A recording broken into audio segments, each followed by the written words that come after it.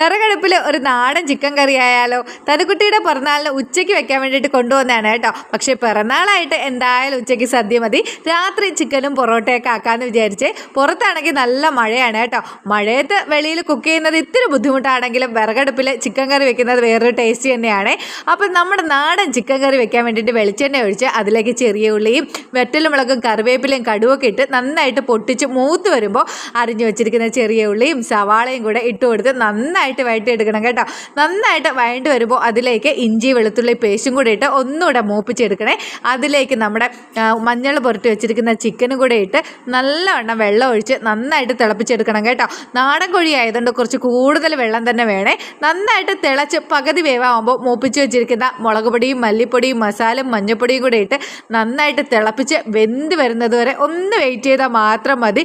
അടിപൊളി ചിക്കൻ കറിയാണ് കേട്ടോ. എന്തിൻ്റെ കൂടെ കൂട്ടി വേണമെങ്കിലും കഴിക്കാം.